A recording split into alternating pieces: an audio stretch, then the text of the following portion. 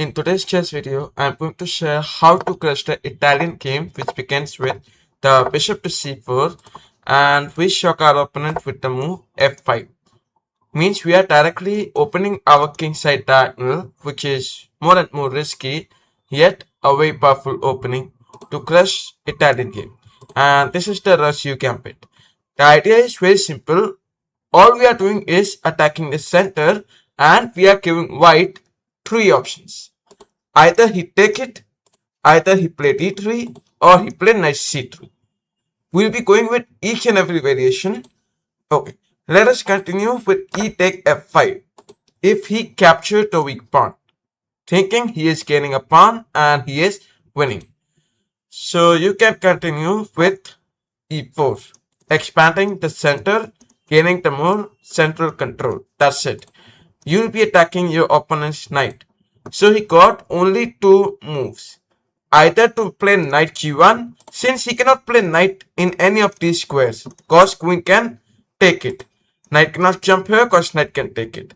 Knight comes to d4 is one of the traps which many players as black, many players as white, they try to play so that they could trick black players. Now here, if you accept it, this move is a mistake. Since he can play queen x5, give a check, you have to move the king. And at last, he will take away your castling ability and can take your knight at the same. So that's why it is advised that you must first develop the knight. Whole idea will be to prevent the queen from jumping. And if he becomes nonchalant, you can simply take it. Anyways, let us come backward. And suppose if we move the knight backward. Now if we take knight back, it's all about developing your knight once again. The idea is to block the queen from coming.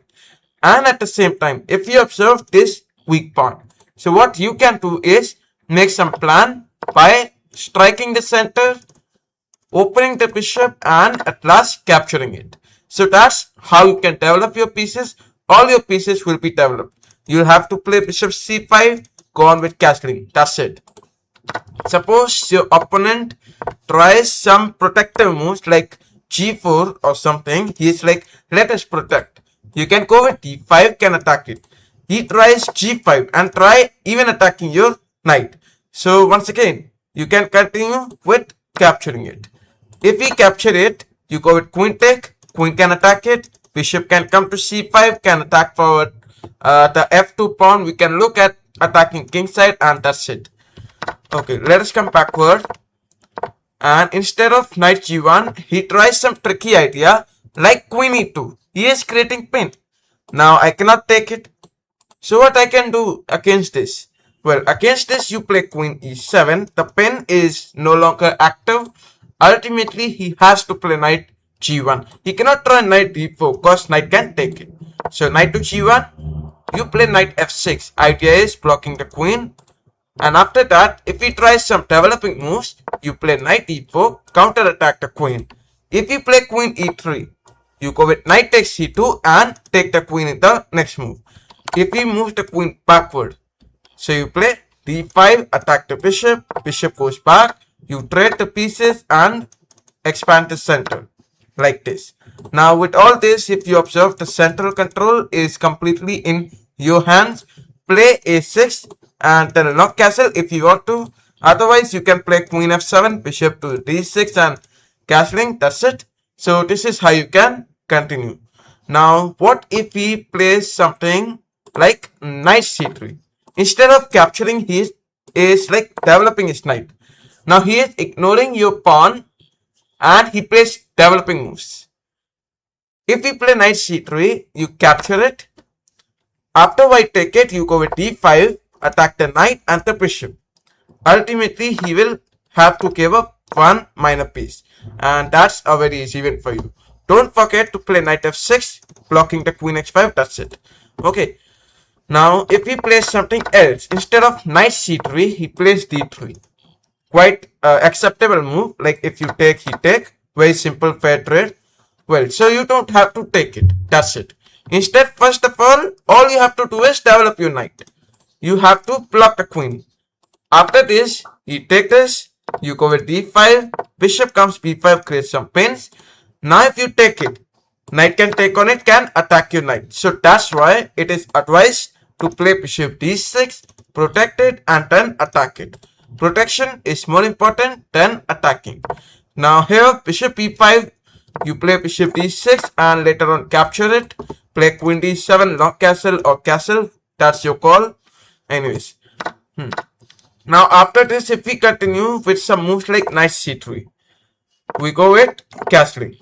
Okay, if we go with rook e1, once again trying to attack and all, you can still go with castling. That's it. And later on you have to play rook e8 and e4 for counter attacking, because he may make some plans via knight c3, and you must never push the pawn forward, since if you push it, he can play bishop c4, can gain this powerful diagonal. You have to move the king. He can move the knight e5, make some trades, and he can make this position near to equal. So it's advised that don't push it. Instead, always hope for attacking. You can even go with e4. E4, you can play knight e4 also.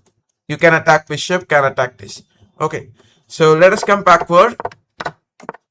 And if we try some counter-attacking openings like d4, one of the ways of counter-attacking the ROSSAEU Gambit.